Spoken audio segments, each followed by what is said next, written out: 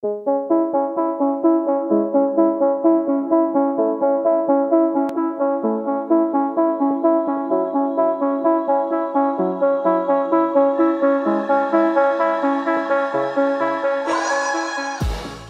and welcome to the Blackout podcast, where I get to talk to amazing people that do amazing things. And today, actually, this has been like a year old. I've been trying to make this happen. I have Helga Denny here. Hello. Thanks for coming on the Blackout podcast. It is so my pleasure. And also, you can call me Helga, actually. You know what? It's funny because like you sent me an email and I was like, who is this person? I don't know who this person is. And then I checked and it was like you. I was like, oh, so what's the story behind like the change? I literally just changed all of my social media. Like it's never been coordinated before, but it's all Helga. And it's because it's my middle name. Oh. And I'm like reclaiming it. Like I used to feel kind of shy or embarrassed about Helga as my middle name and not tell people. But then I got invited to perform at Mosaic Festival. And it's such like an identity forward event. And I felt safe to be like, this is who I am. Like my ancestors came from Iceland about 100 years ago. You know, it was my great grandfather, Helgi, who I'm named after. So once I started to have the courage to sing in Icelandic and I actually felt more comfortable. It was really strange. I was like kind of being more freestyle or something. Then I realized, I want to tell everyone that my name is Helga. So It's a beautiful name. Thank you. And now you're super coordinated, right? Because I like it. It's good. You have to make your Spotify, your Instagram, and your everything the same thing. Because, like, you know, you want to say, check me on your socials at Helga. It's all there. Like, literally, my only holdout is YouTube. Because YouTube still has, like, Andy Jazz or something. And I'm just like, okay, I need 100 subscribers. I got another 20 in the last day. Because I just, like, asked everyone. But, yeah, so that's going to... But everything else is Helga. And, yeah, it feels good. It feels right. Does Helga mean something? I don't remember. I think it's something to do with grace. Or heaven. Yeah, like heavenly or grace. Yeah. And it sounds Viking. Yes. Anyway, super you know, Icelandic. Yeah, you know why I'm gonna go on a very crazy tangent now. Oh, okay. But like I watch too much TV for some reason. That's a good thing. But there's a show I'm watching now called Norsemen. Oh, and yeah. I cannot recommend it enough. Like it isn't. It's like you've seen it. I've heard about it. Everyone's like, you have to watch this. Yeah. Well, everyone that says you have to watch Norsemen is not right. Too serious or something. It's like. It's like Vikings, the TV show, but it's like a spoof of Vikings, but it's not also a spoof because it's intelligent, but it's also dumb, but it's like really smart, but it's like really funny fun. and it's like weird and it's like interesting and it's crazy. You know, I am 100% watching that. Like right anyway, away. so that's where you know, like now I was on the Viking. I've been on the Viking trend, I have watched. and now okay. Now it's like I'm watching Norsemen and I can't get enough of it. Okay. I'm like I want to. So this is how good this show is. Okay. I want to do everything. Yeah. And get done in time just so I can go and watch Norsemen. That's how good it is. Oh, that is a sign. Yeah, it's so good. Anyway, Okay. I'm not gonna spoil it, but the whole the background of it is there's this village called Nordheim. Okay. And there's this guy, like his brother is the chieftain of this place, and his brother is a cool warrior and stuff, but he's like lame and nobody likes him, and like everybody like. I mean, on his wedding night, like, he couldn't get a best man. Right? Oh, you know, yeah. So, but then there's like, but then there's a slave from Rome, and there's like a volunteer slave there. It's anyway. tangent done. That sounds trippy and awesome. It's cool. So I remember the very first time I met you, it was Yeah. at CKDU. I was coming That's to my show, right. and you were like a guest on the show before mine. And it was like was it for Halifax Pop Explosion or? Might have been. What Yeah. was I doing? I literally don't even. No, it was for the Jazz Fest. Oh, yeah. It was Yes. when I was sang a set. I did a tribute to Edith Piaf. So, like, French music last summer for the Jazz Festival. And that was really fun. Yeah, I said it's been a year. love I've been that. trying to make this happen. I know. I'm so grateful to be here. So, let's start with you. Like, so as a singer, how did it all begin? I started singing, I guess actually in church in London, Ontario. When I was really little, I would sing in chapel at like the 9 a.m. service. Like, little lamb who made thee. Like, just like really gentle. And then I was taking piano lessons, but I wouldn't practice. So I was like, Mom and Dad, I want to take voice lessons. So they let me switch to that when I was like 12. And then I pretty much just took voice lessons straight through for the rest of the decades of my life. And I've done a lot of different genres. Like so I grew up listening to my dad's kind of like garage rock industrial band called the Luddites. Which was quite the experience. Just like kind of wild 80s stuff. And then I went to Toronto to do a master's degree. But the whole time I was there... It was in sociocultural anthropology, actually. So what was your first degree in? It was called, my first degree was at Western, and it was called Scholars Electives. What I was a total nerd. Like, I was just, like, reading books, like, walking to the university in my Doc Martens, just like, oh. Yeah. No, it kind of took moving to Toronto to come out of my shell, because I started playing in this indie rock band called the Airfields. Did you play any instruments or just? I learned to play organ so that I could be in the band. Oh, so you should have taken those piano lessons, eh? Right? Like, suddenly I'm there like, okay, I can do these chords, like, pop, like, whatever, 4-5-1. So, yeah, and then I was taking my classical singing pretty seriously in Toronto too. I was doing some operatic competitions, so that was fun. Wait. So, the only place I know, so I watch, again, a lot of TV. Okay. But America's Got Talent, that's where I see people, like, do opera Like, competitively. But, like, I didn't know there were competitions for... Oh, yeah. There's this whole classical circuit. It's usually, it's not always through Kiwanis, but it's kind of like the Kiwanis vibe, where you go and you sing your aria, and then someone basically marks you and gives you feedback and tells you. Wait, how did they score it? Isn't it how you know that stuff? But yeah. How did they score it? I don't know. There's a lot of different factors, like the tone quality of your voice and your diction, and like how precise you're doing musically. And, so, like, what experience do you have to be a judge on something like that? Oh, I think you have to learn classical singing for a long time, and then you can start to like teach it and judge it and. Anyway, so you did this thing. Yeah, so I would sing in competitions, and I was also singing jazz with a lot of like Humber College kids at these different venues all around Toronto. So I was like, I was just maxing out on as much music as possible. Why? Well, because that's the thing I loved the most. Like, it was fun. I actually really did love doing all the reading for the sociocultural anthropology degree. It was a specialty in medical anthropology, actually. So I was comparing. What is that? Yeah. I was comparing systems of health cross-culturally. Holy shit. So, like, how do they treat sick people in this place? Exactly. Like, certain eras in China, the doctor would only be paid if the patients were well that year. That is what they should do moving forward. Good, right? Because, it's like, good. you know what? Like, I mean, we are kind of lucky in Canada that you can just go to the hospital. But, oh, yeah. We're blessed, but like, really, man. I know. I mean, that blew my mind. Yeah, I have a friend like in the US. Okay. And like they have to kind of play like a fucked up Russian roulette with, okay, so if I take this medicine, I'm gonna be okay for 6 days.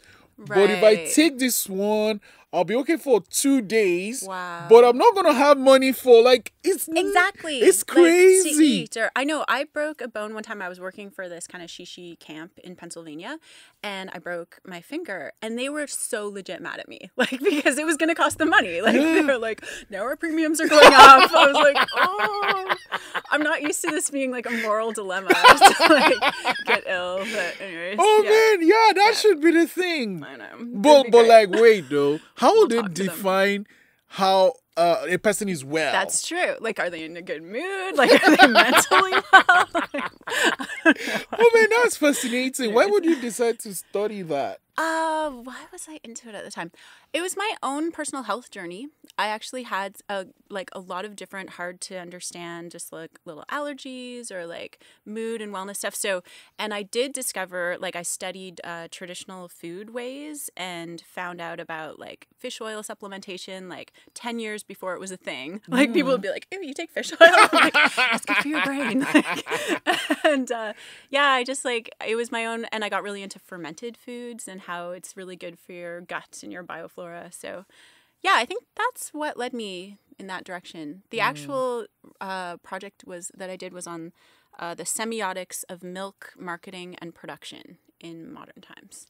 So like you talk but about I don't yogurt and do you yeah. talk about like almond milk and stuff like that, or I feel like if I went back to that project, I would definitely look at it now, because yeah, we define anything that's like solids that are suspended in a liquid as milk, but there's like all this metaphorical stuff around like motherhood and just the way that it was controlled. And, you know, with Louis Pasteur, we had to start pasteurizing everything. It's the only food product that has to be cooked in order to be sold. So, or I don't know, don't quote me on that, but it's one of the few. So unless it's, you know, and there's like wild stuff that happens where like SWAT teams will come into small organic farms because they were not pasteurizing the milk before they sold it. What the hell? There's this whole underground, like I used to have like a mailing list, and we would come out in support of these farmers. And so I don't know, it's just like a big part of my life that I never talk about. I can't believe I'm telling you. Well, that is what the Blackout podcast is Awesome, about. Because awesome. you know, I set up the podcast because like everybody knows everyone. Usually for one or two things, they know like, true. and then he sings. Yeah, But like they won't know the Helga thing or the like you do the hospital thing. Yeah. So what a Blackout podcast is like, cool. we block out the thing everybody knows and we shine the lights on the things people don't know. So that's what the name really is about. Okay. Oh, that feels good then. That feels good. Anyway, so like, yeah. And then you do all this reading. How do you have time to sing with all these humble kids, you say? I know. Yeah. It did take me one extra semester to finish my master's, but I did finish it. Exactly. Yeah, everyone would kind of tease me. They're like, it seems like you're doing everything other than your school. But I mean, it was the school of life. It was really amazing. I heard a lot of good concerts. I missed a couple too. Like Arcade Fire was just starting up and doing like these little like hidden shows where it was like mock funerals or something. And I was like, oh, I'm too busy. You know what I mean? Like I didn't even know. But yeah, some of my favorite bands who like the Hidden Cameras, that's a good band from that year. Yeah. We were such tough audiences and like young Toronto indie kids. Like we would just stand there. That's we were mean. So bad. We were but like, even if the song is good, like, we're judging you. Yeah. Even if the song if the song was good, we would stay. Oh. But there were a few bands where we'd just have these big sweaty dance parties, and yeah, it was fun. I lived in Kensington Market, and just it was kind of wild. So you finish your masters and you're in this band. Yeah. And like, did you write any songs for the band, or you just played? Ooh, no, I was writing a lot, and I would not show them to anyone. Why? It's like getting your own voice out there, you know, it's just a little, or like I would, you know, like my one friend, Jason Dole, he's a great musician. He does stuff at York University now. He came over and I was teaching him voice and he was teaching me guitar. And I'd be like, Jason, can I play you a song? And I would literally sing it so quietly. He'd be like leaning in. Like he'd be like, I can't really hear what you're doing. And I was like, okay, oh, that's fine. Whatever. Like I just like leave it. So yeah, I got the fever to start expressing myself, but I wasn't showing anyone. So what was the fire that made you show someone? Oh, what happened? Well, so jump a few years. I had started my own translation business to support myself. Translating between French and English. What you like? Where does this French come from? Because like I went to French immersion. Oh, okay. And I spent a year in France for university. So what? Wait. So what did you do in France? I was studying philosophy and anthro, and man, you're so interesting. I'm serious. I've done a lot of different I was like, oh man, things. This lady, she sings, and she has the wild hair. Well, yeah, right. Like, the wild is better. So you did 1 year in France doing philosophy. That was really fun, and I sang in a choir. It was so hard to meet French people. Like, they just, like, leave at the end of events. Like, it's not like North America. People are not like, oh, you're new here. Like, it was just like, boom, I'm on my moped. I'm at my next thing. So, luckily, this one girl, like, 2 or 3 months in, she mistook me for being German. And she herself was studying German. So, she starts, like, trying to talk to me in German. And I was like, nope. Nope, definitely can't speak German. I'm Canadian. And then she just thought it was so hilarious that like there was this like Canadian anyway, so she was my entree into, and then I had this kind of, I'm gonna call them a posse, like 12 friends, and we all hung out and we would walk in the French countryside together singing in harmony from our like choir. It was too good. It was too good. Like the sun would come through the clouds and someone would be like, oh, look, it's God. And like, we would like keep singing. And I was just like, that's it. I'm never leaving. So yeah, it was good. It was a good year. Okay, I'm still in touch with some of those. Oh, nice, that was beautiful. Yeah. You did a year, you came back, and then you found your voice then, or was it in Toronto? Yeah, it was more in Toronto. Like I learned that it's really nice to find a group of people to make music with there. Oh, and I also did this I have not talked about this in a while. So I just got onto a subway and showed up at the rehearsal for this avant-garde theater company. And I was like, hi, I am here from Canada. Can I please be in your play? And this they was let in me. France? Yes, this is in France. Yeah, the outfit was called Complex Carphaneum, and they were rehearsing in this giant hangar that had been, used in the Second World War for troops, and it was fun. It was very we just for the show we just walked around, and then I had a certain tick that I would do, and then the tick had to get bigger and bigger. And then all of a sudden we made a line and we all crossed, and so all the audience had to run away to make room, and we're all just striding. Anyways, so yeah, it was an exciting time. It definitely opened me up artistically because they are really they're good at art in France, and they support it. Their whole system for, it's a little more socialist, I would say, even than Canada. So even yeah. Yeah, in terms of giving money to art, and I think you just go to the post office to apply for grants, or I don't know. Anyways, it was like that when I was there. But so then when I came back, I was ready for something. And then just Toronto in the 2000s was indie rock. I had this one friend, Eugene Slinomarov. Shout out to Eugene. And he came from Russia, and he was a modern dancer, and he started an indie rock band once he got there. Everyone just started a band. It was just, that was what you did. So yeah, but I was not showing my own music. I actually don't think I really found my voice till I moved to Halifax. Oh. Because it was just a bit quieter here, and I wasn't always supporting other people's amazing stuff, which was fun. But I feel like I would drown a little bit in just there was just so much good talent around me. I would go to early Owen Pallett shows and just be in awe. And so yeah, I think once I moved here. What made you decide to move? I kept dreaming about the ocean. Oh. That's literally, and there was this big sparkly purple boat. Which boat? And I was in the dream. Oh. And I was supposed to get in it, and I was in the swamp, and I had this sword. Okay. I can't believe I'm telling you this. Yeah, and I'm going through, and I can see it, and then I would get on, and I've never had recurring dreams, but this one kept happening, and I was okay. And the boat was going to Halifax? Well, the boat was probably in the harbor. I didn't know. Oh, okay. But yeah, it was it was in the ocean, and yeah. And then actually did think too. I was like, well, if I move nearer to Iceland, maybe I'll go there more often, which has happened to a degree. Like I've been back and forth a bit. Yeah, so, but it was a bit on a bit of a whim. And when did you move? It was 2007. Okay. And like friend, yeah. you had done your translation business by then? Yeah, but I brought it with me. Okay. That's the only way I could move because like, you know, often people want to stay here, but it's hard to find a job and at least at first.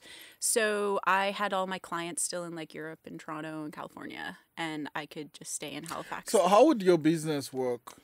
It was so easy back then. You just put up an ad on Kijiji. I'm not even joking. And then like I had like an oil company head guy contact me once. Whoa. No, that was, what's the other one? Not Kijiji. It starts with a C. Like that other, you know, they use it in the States. Anyways, whatever. Craigslist? Yes, it was Craigslist. I posted on Craigslist that I ran a translation company. Whoa. And I would just get clients. Like it was good. It was a good lesson in just like tell the world that you're a thing. And I mean, you know, I had the skill set. But like, yeah. So I just brought it with me. That allowed me to So stay. like they'd send you a document and you just make it French? Mm-hmm. Yeah, and like formatted, and yeah, it was a lot of like fast turnaround stuff. The economy was in expansion mode. So still, it's basically a lot of typing, or? Yeah, it was a lot of screen time. That's one of the reasons I didn't stick with translation, even though it's a very good career. But yeah, you do spend a lot of time just like alone with the screen. So. And like, would the pay be per word, or how does that work? Yeah, per word. Oh, I know, right? Nice. Super good. Super good. So you just take would the word be? Here's the thing though. Would it be the word in French or in English? Oh, right. Okay, I need to remember my good. Okay, so English tends to be more concise. So it's probably better to quote for the French, but you don't know what the word count's going to be for the destination language. So you usually have to go with the language it's starting in. And so then you just kind of calibrate for the fact that... So say I send you a document is 1,000 English words. Yeah. You'd say like how many... The rates vary so much. Like that was one of the reasons that I knew to start the business, because my friend was working for a big firm in Toronto, and she noticed how much they would charge the client and how little they were paying the translators. And she was like, and there's room for like a boutique translation business that can pay its translators more and charge the clients less. So yeah, I was inhabiting that sort of middle. Nice. It was good. It kept me afloat for a long time. Actually, I made enough money right before the crash in 2007. I made so much money that I just coasted on it for the rest of the year and made a musical comedy act. What the fuck? Okay, that's a true statement. What is it called? What was it called? So that one is Anna Denova, and it is on the internet. It's like a little bit dormant, but people still are like, hey, how's my favorite comedian doing? Like, so like what would you do? What was the show? Okay, that one, I can't believe I'm going to say this. Okay, so when I first moved to Halifax, I was obsessed. Well, I was obsessed with Trailer Park Boys, but I was also obsessed with the Flight of the Conchords. And this jazz musician in town, whose name I'm not going to say ever, kind of broke my heart. Like, we were jamming together, but it was just clear that, and like, anyways, I found out he had a girlfriend, and I was just like, this sucks. So, but instead of getting sad about it, I decided to channel it into comedic art. And that time I had decided, I'm not doing music. Like I was actually on a break from music after I moved from Toronto to here. I was just like, that's it. Like I need to clear my head. So I was just like going on hikes and hanging out with these really awesome friends of mine. They're from Finland. They were here for a while and they were so zany. So they were kind of bringing that out in me too. And I was just like, I am going to be the female Canadian version of Jermaine Clement from Flight of the Conchords. Like, that was my goal. Okay. And I legitimately was partly doing it because I thought, well, musical comedy is a really small niche. So, like, if I got anywhere with it, maybe I could meet him. Like, I was like, he's the only celebrity where I, like, pretty much cried the day I found out he got married. Like, I was so upset. Anyway, so yeah, and those I definitely wrote only for myself. Like that was a very pure project where I was just like in my room writing these funny songs, like for me. They were funny for me. And then that turned out to be probably one of the more known things that I've done in my life once I started to share it.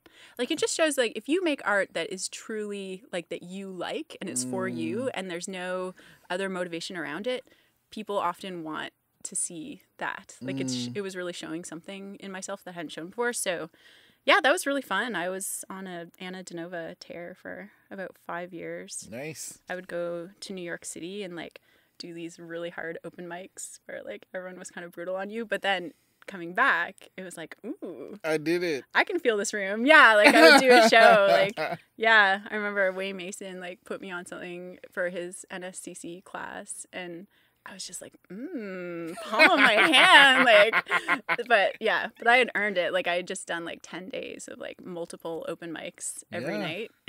Wow, that's brutal.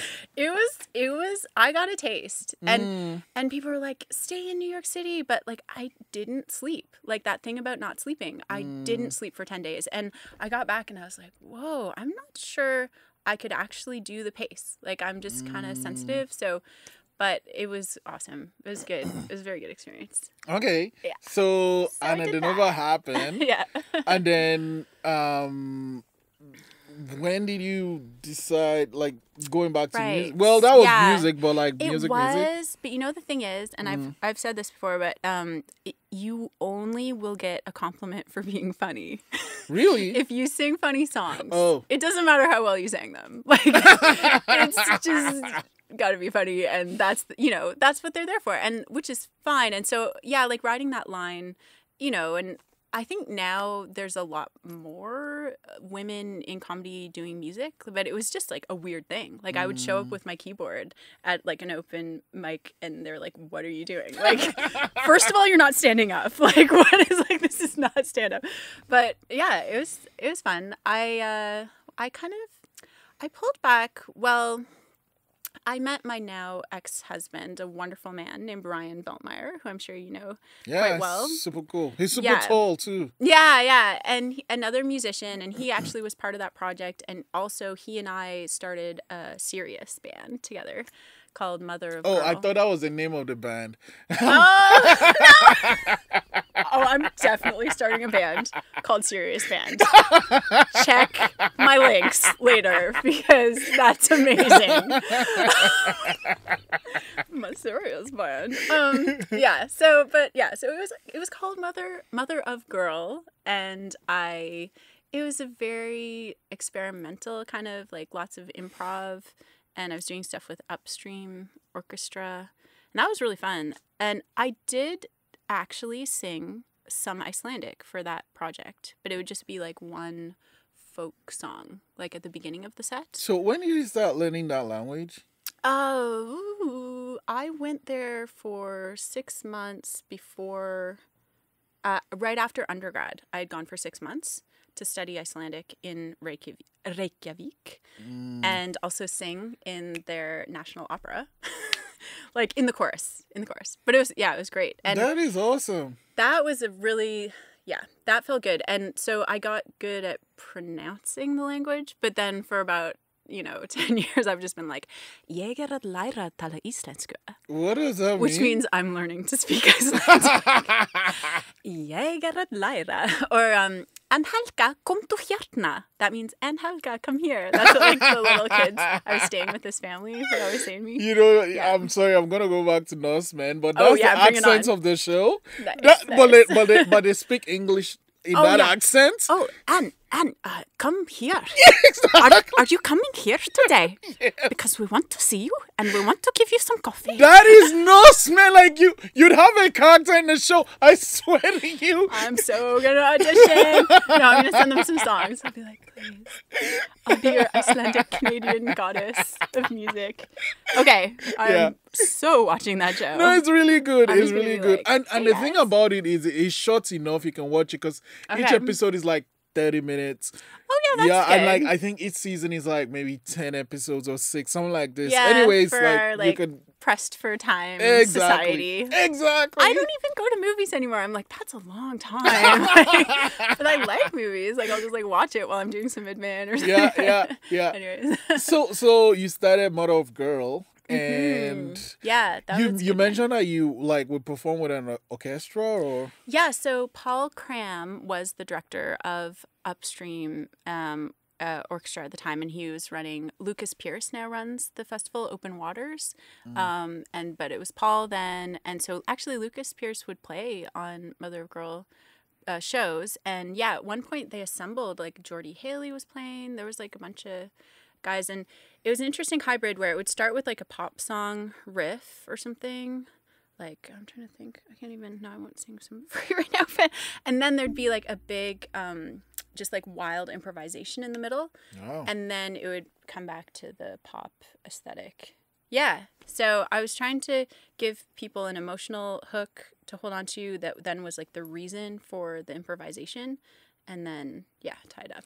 Did you write the songs? Mm-hmm. Yeah.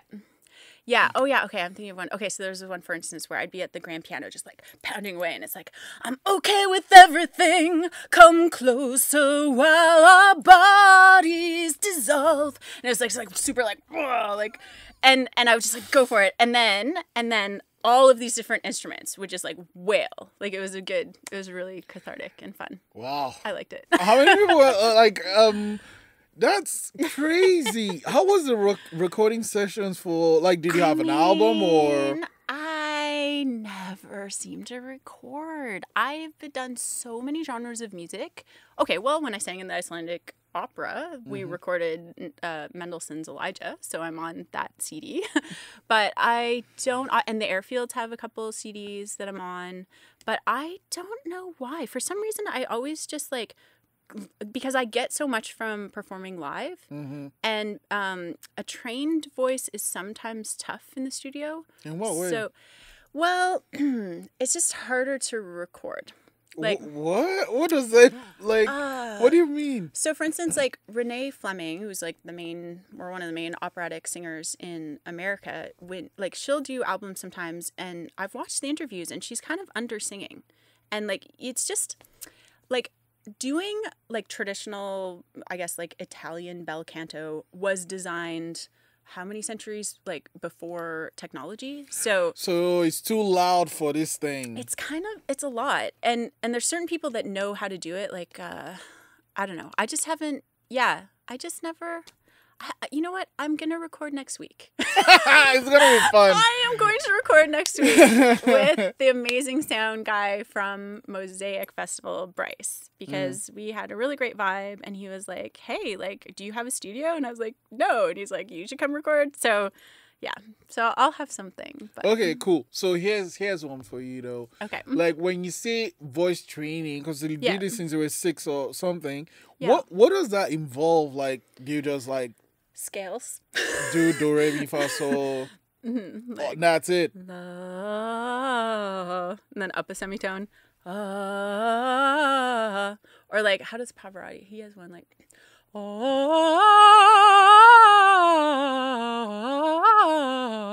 And then you do that on like every single semitone. Here's the one though. When they say sing from your tummy, what do they mean? Because I don't understand it. Well, it's good singing is from your lower gut. But like, there's nothing like.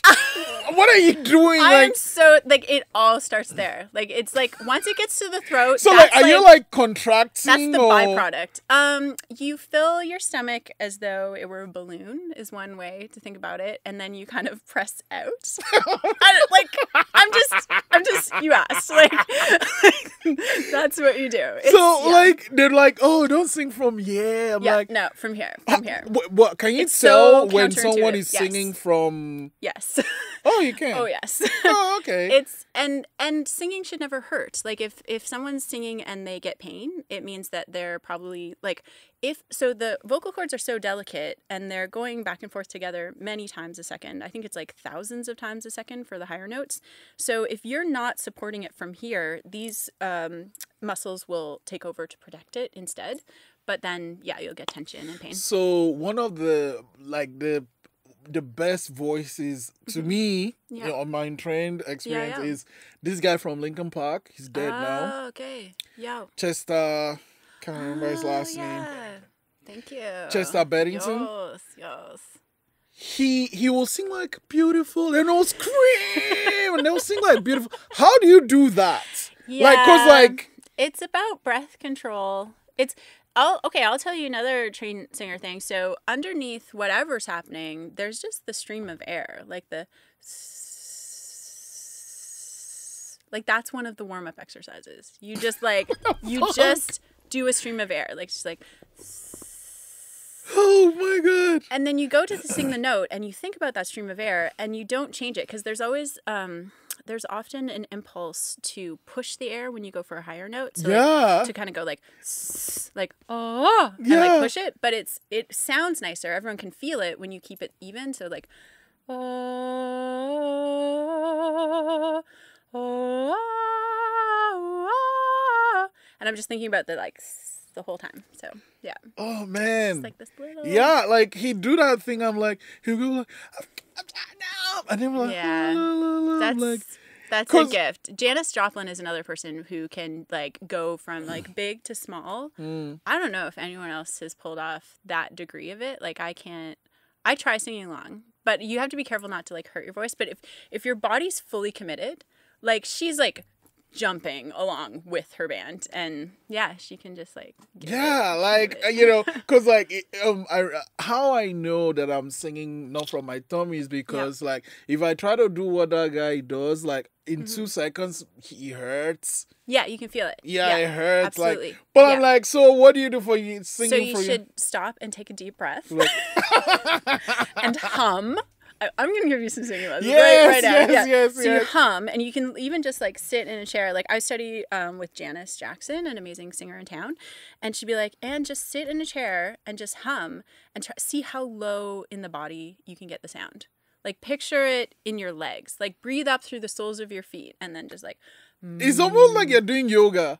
Yeah, there's an element, but it's a little bit more active because sometimes I would come in and I'd kind of go into yoga mode and she'd call me on it. She'd be like, no, like, Anne, like, look up. Like, because I'd be kind of like going really in and just like, she's like, no.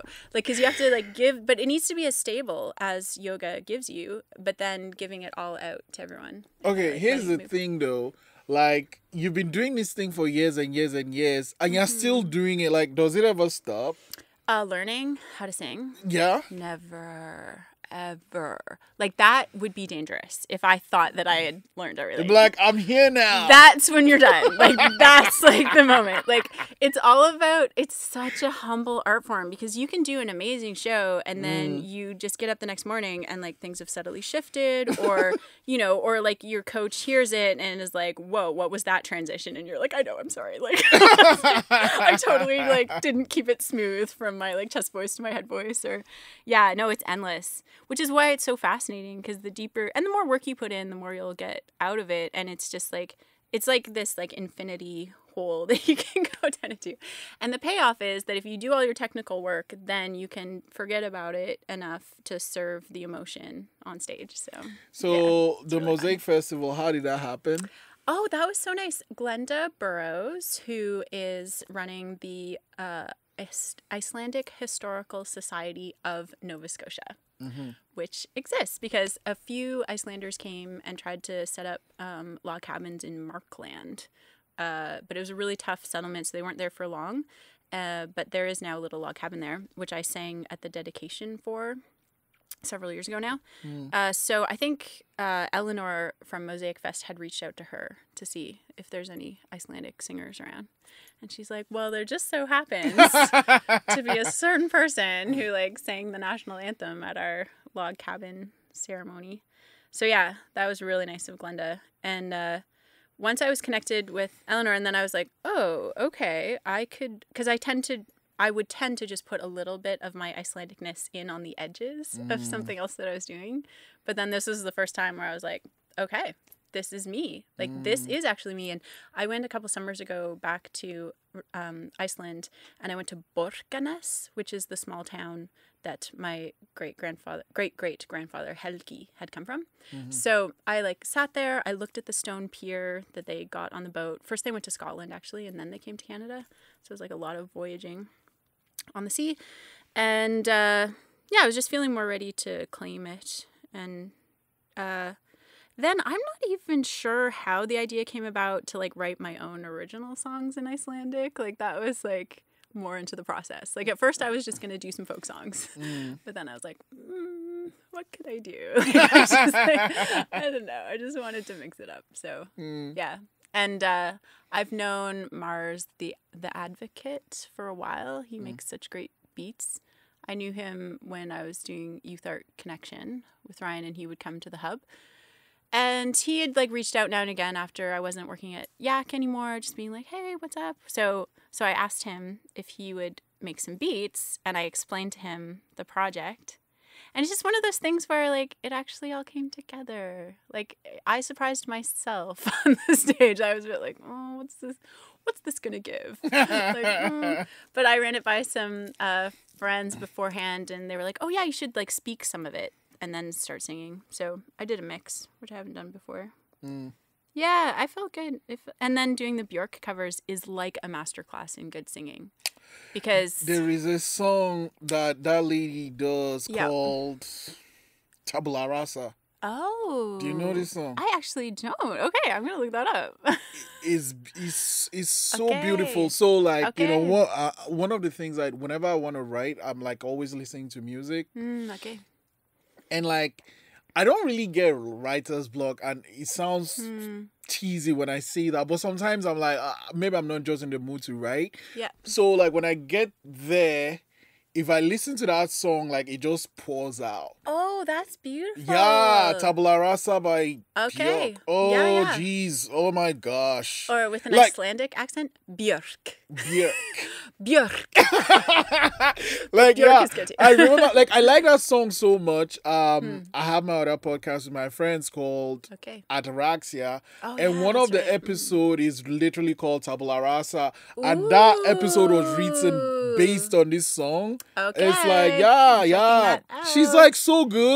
Yes. She's like so good. She is, the reason she's such a unique voice is that I actually found this out recently. She was going to classical training, but she was kind of rebelling against it. And she would just go and walk in the wilderness alone in Iceland and just make sounds with her voice. Like, so it's like she had like all of nature to commune with. And I'm learning a lot about singing from like singing along with her. Like I've been finding some places that I didn't realize I had in my voice. So yeah, I'm definitely going to keep learning more and more of her stuff just to see if I can get inside of, like, there's certain sounds.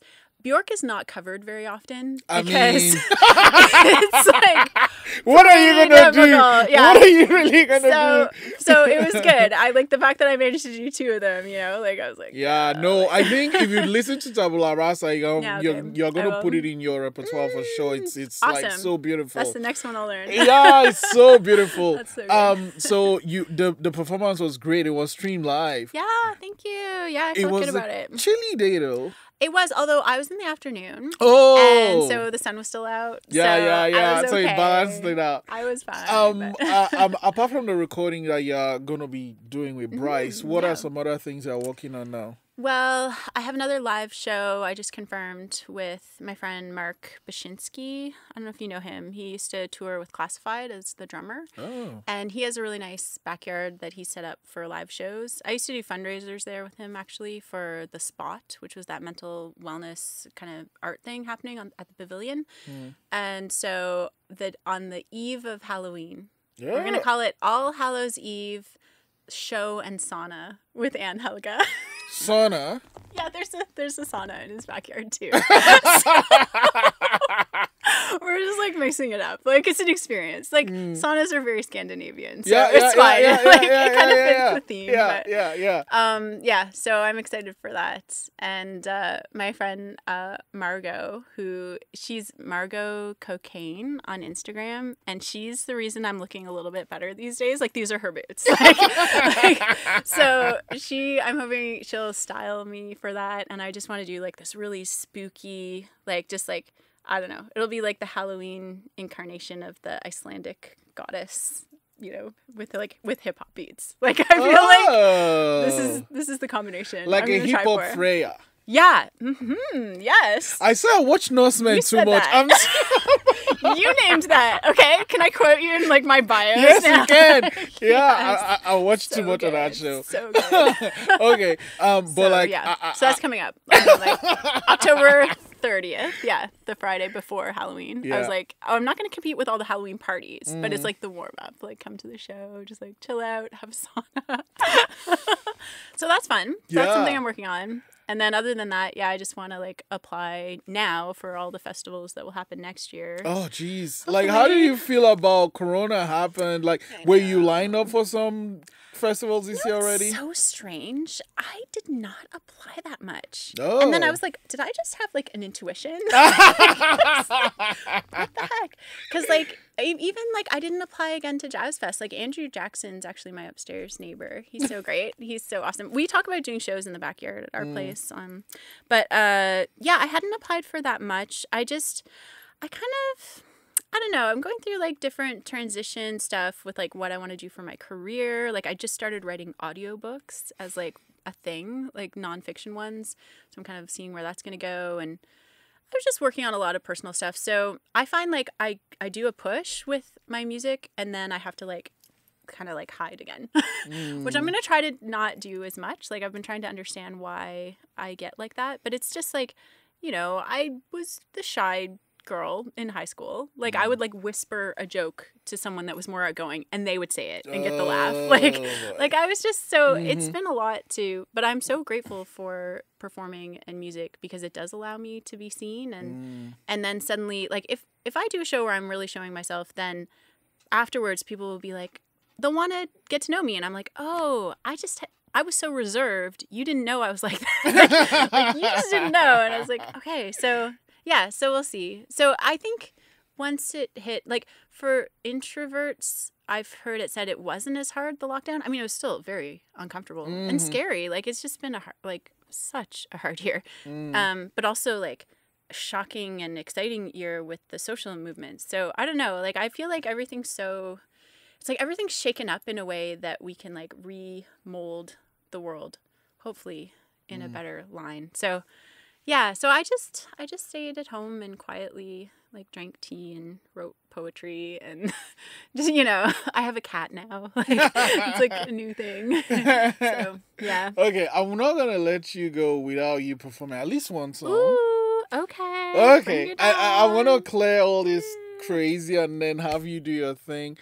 Thank you so much. And Helga. It's a pleasure. Thank you. I'm serious. You should get it like a character in Norseman because like okay. Like I'm gonna phone them up. I'm gonna start tagging them. Yeah. Every post I do. Yeah. Like, hey, Thank you so much for coming today. Thank you. It's so fun.